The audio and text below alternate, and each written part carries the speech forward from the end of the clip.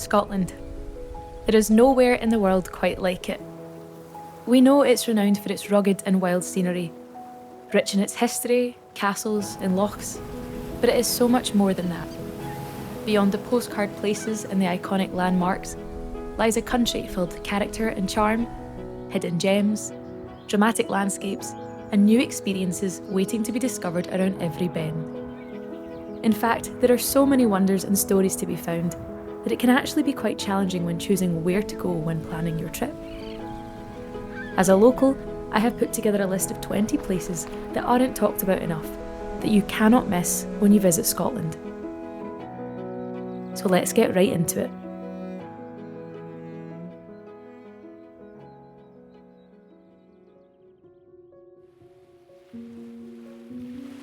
Let's begin with an extremely rural and breathtaking spot, Sandwood Bay. Hidden on Scotland's far northwest coast, this extraordinary beach is so remote that you need to walk miles just to reach it. But when you finally do, it feels like the edge of the world. Here, you are met with golden sands, towering sea stacks, and the Atlantic crashing against the shore. This area feels pretty untouched, reminding you of how wild our country is. There are no roads leading to this spot, no cafes or shops. It is a 4-mile trek across the wide open moorland, so it's definitely off the beaten track, and I think this is exactly what makes it so special. When you finally reach the beach and the dunes give way, you will see the towering stack of Ambuchel shooting right out of the sea. It is no wonder that it is often described as one of Britain's most beautiful and unspoiled beaches.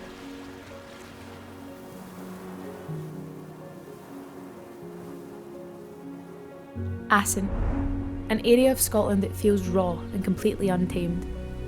It is one of the most unique landscapes in the Highlands and arguably in the entirety of the UK. In this sparsely populated area in the southwest of Sutherland, just north of Ullapool, the mountains don't form long ridges. Instead, they rise up individually from the earth, which gives them this incredible skyline of dramatic, isolated peaks. And it's somewhat otherworldly.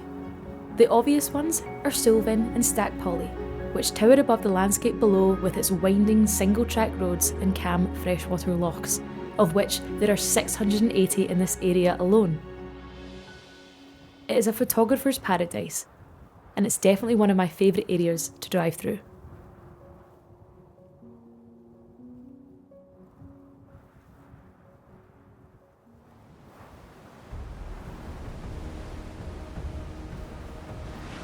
Older than the pyramids, Skara Brae is a prehistoric village that reveals just how deep Scotland's history truly runs. Hidden beneath sand dunes on Orkney for thousands of years, this is one of the best preserved prehistoric villages in all of Europe. Built over 5,000 years ago, this settlement gives a rare glimpse into Neolithic life. Stone houses, passageways, and even ancient furniture remain intact, offering an almost unbelievable connection to the people who once lived here. When I have been standing here, looking out across the wild Orkney coastline, it's pretty hard not to feel the weight of history, quite literally, beneath your feet. Skara Brae is not just an archaeological site, it's a direct window into Scotland's past.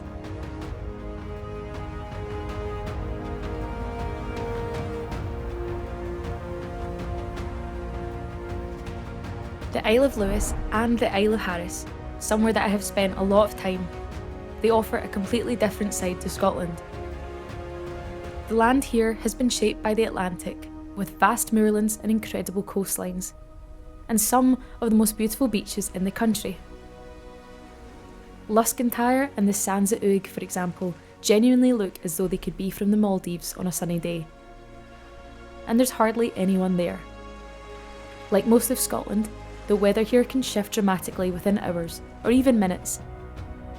A favourite place of mine to visit is the Butt of Lewis, the waves crashing against the cliffs, nothing but sea and sky for miles. You do genuinely feel like you're at the edge of the earth. Lewis is steeped in history and tradition. There are so many spots on the island where history remains intact and preserved. Like the Standing Stones, of course, Gieran Blackhouse Village, and many brochs dotted around the island. Gaelic culture here remains so strong. Through everyday life, music, arts, the island feels completely connected to its past and roots.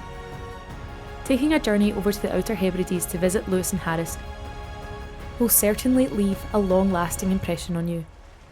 It's atmospheric and undeniably beautiful.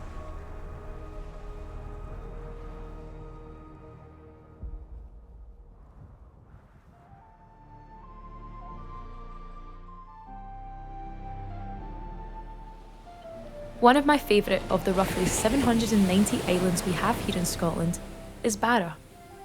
It is pretty small, but it is full of character. It is famous for having the only beach airport in the world where scheduled flights land directly on the sand. Something I haven't done, but it's certainly on my bucket list. I have, however, spent a good bit of time watching for landing planes from a nearby bench. Beyond that novelty lies a stunning island of white sand beaches, turquoise waters, and rugged hills. You can climb onto the top of Heval, the highest summit of Barra, for panoramic views across the Hebrides, looking down onto one of my favourite castles, Kishmill Castle, which sits proudly right in the bay. Now, if you are looking for one of the most cinematic landscapes in the Highlands, Glen Etive will give you exactly that. This is a narrow, single-track road which winds its way through the mountains with a river following alongside, until it opens up to one of the best Highland landscapes you will ever see. The sense of scale here is pretty intense, but it's incredible. Steep peaks rise sharply all around you, and if you catch it on a misty day, you're in for an even bigger treat, as the atmosphere feels like you're on another planet. I definitely recommend taking a drive down this road. It is great for photos, for a short walk, or even just to stop and take in your surroundings in complete peace.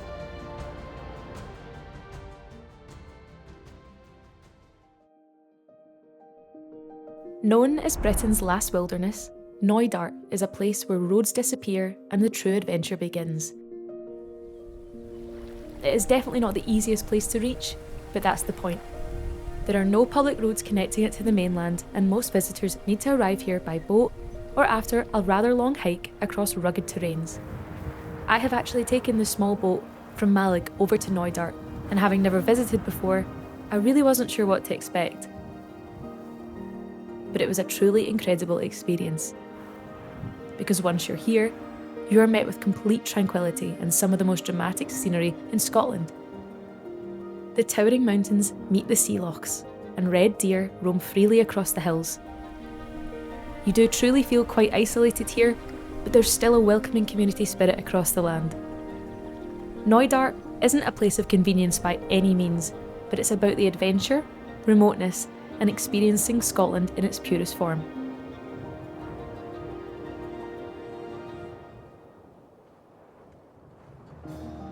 Often called Scotland in miniature, Arran packs the mountains, castles, and coastlines of Scotland all into just one perfect island.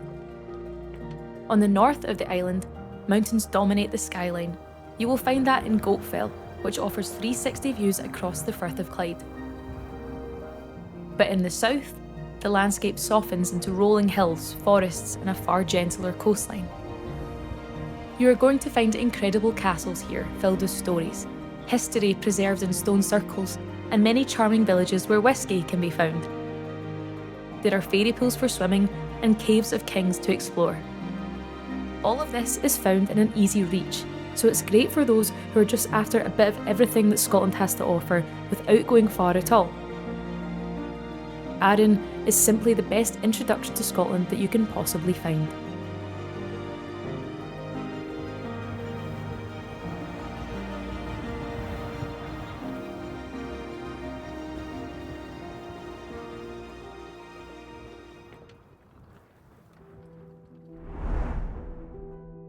Peaceful, spiritual, and beautiful, the Isle of Iona is one of a kind. It is relatively small in size, but it has immense significance here in Scotland. The island, which sits right off the Isle of Mull, is known as the birthplace of Christianity here in Scotland. The historic abbey still draws visitors from all around the world, and it is certainly worth a visit. But even if this is not why you are visiting Iona, the natural beauty of the island is undeniable. This is a quiet island with white beaches and clear waters. You do feel a sense of calm and stillness when exploring. Cars are not usually permitted across to the island for visitors, but you can walk around the entire island, taking about 3 to 5 hours.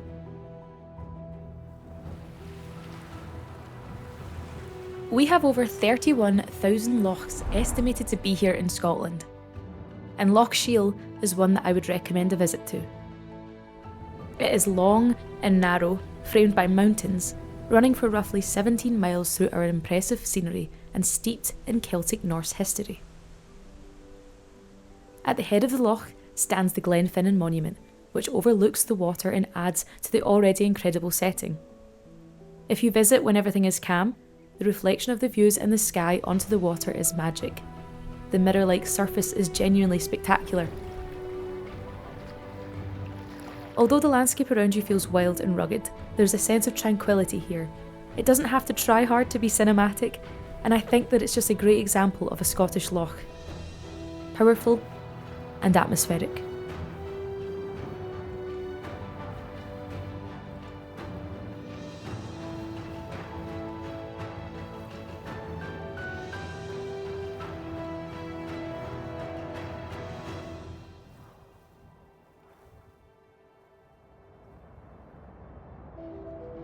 The Cairngorms is the UK's largest national park. With its vast forests, there is endless adventures to be found here. It is a highly diverse area. Here you will find Caledonian pine forests, our national tree, sweeping mountain ranges, serene lochs, and an abundance of wildlife. In winter, these landscapes turn into a snow-covered wilderness, a centre for snow sports and activity. Then in summer, the long bright days are ideal for hiking, cycling, water sports and exploring. Towns such as Aviemore bring back many holiday memories for me. They offer a great base for getting out into those wide open spaces.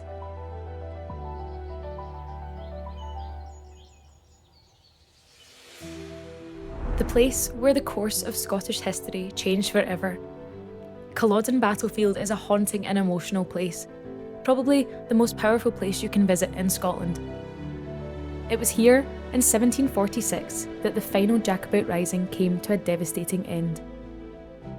The battle lasted less than an hour, but the consequences reshaped the Highlands forever.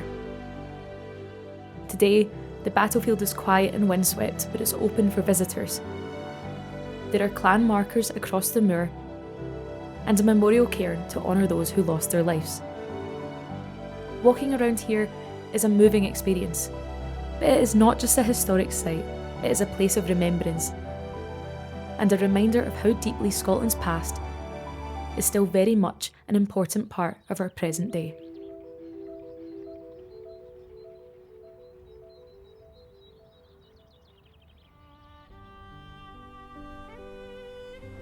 Glencoe, perhaps a much more obvious choice, but for good reason. There is nowhere in Scotland that is as instantly recognisable or as jaw-dropping as Glencoe. Carved by glaciers and shaped by time, this Highland glen is totally made up of vast amounts of mountain peaks and ridges. The Three Sisters rise from the floor, creating the iconic landscape that will leave so many visitors, and us locals, speechless. But it is not just a beautiful place, it carries deep history. In 1692, it was the site of the infamous Glencoe massacre, a tragic event that still echoes through Scottish history today. There is a feeling of despair and eeriness that lingers here, particularly on those misty days. You simply cannot drive through here without stopping to take it all in, to appreciate the views and think about the stories attached to the dramatic and haunting landscape.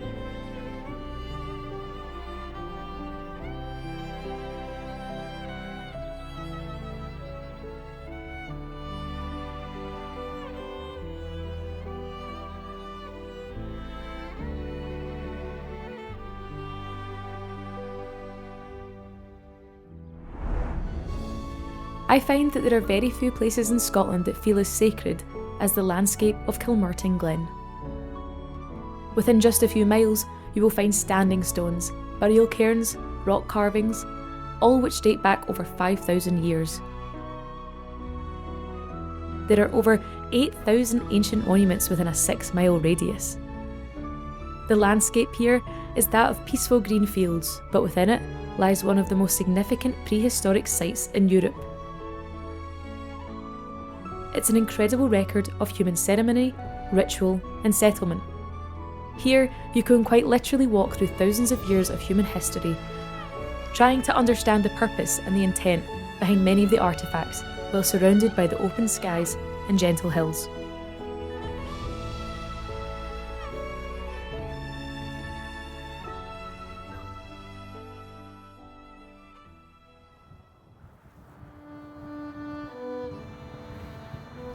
Dunnottar Castle, a personal favourite, is as cinematic and perhaps cliché as they come.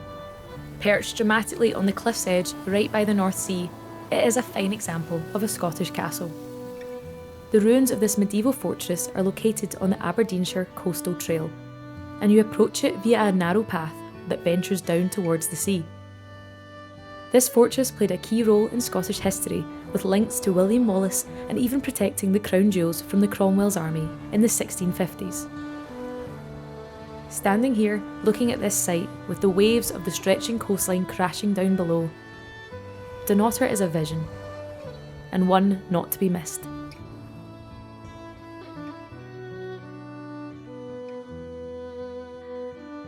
Scotland has countless beautiful villages dotted around its coastlines, and St Abbs is a perfect example for this. I love visiting here. A small fishing village where colourful cottages are lined up around the harbour, where the striking and imposing cliffs of St Abbs Head offer a complete contrast to the peace and size of the village. It didn't surprise me when I realised that this was a key filming spot for huge movie and music video productions. This coastline is part of a marine reserve and a haven for wildlife and divers. It always feels much quieter than other coastal destinations, yet it is just as scenic. St Abbs definitely captures that authentic charm of Scotland's east coast.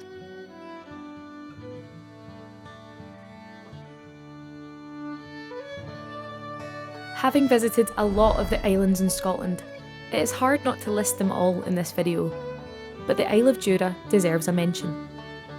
Wild, rugged, and sparsely populated, Jura is home to more deer than people. That's why we often call it Deer Island. The vast open landscapes here are dominated by the iconic Paps of Jura, which rise dramatically above the island. Winding single-track roads lead to hidden bays, and of course, whisky distilleries are found sitting along the shore. Jura feels perfect for those seeking space, silence, and scenery on quite a grand scale.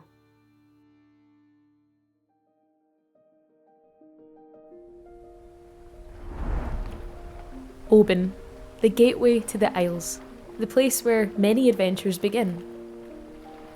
This is somewhere that has been a big part of my Scottish upbringing. Oban is a bustling harbour town on Scotland's west coast. Ferries depart daily to places such as the Isle of Mull, Colin-Tyree, Lismore, Barra, and many more. You can climb up to McCaig's Tower, Scotland's answer to the Colosseum, and look over the town, watching the boats come and go. Here you can also try some of the finest Scottish seafood. There is nothing quite like standing by the shore with a local catch. Oban is a lively place that blends scenery, culture, and opportunity. A perfect base for exploring the west coast.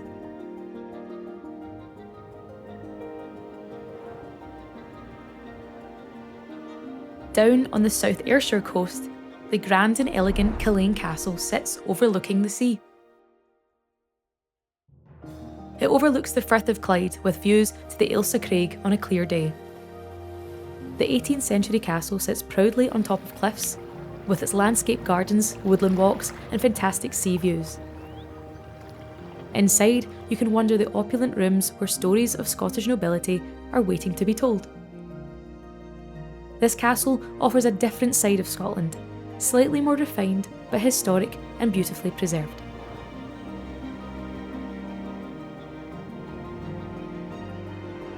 Glasgow, my hometown, and a bit of a change from the wild landscapes and ancient history. Scotland isn't just about the Highlands, the wild landscape and ancient ruins. It is also about creativity, culture and energy. And nowhere quite captures those like the city of Glasgow. It is a bold city full of character and characters. With incredible Victorian architecture to its world-class music scene, this city certainly has its own personality. Museums, street art, working-class history, and welcoming locals give Glasgow a warmth that actually surprises many first-time visitors. It's a nice wee reminder that modern Scotland is just as compelling as its past.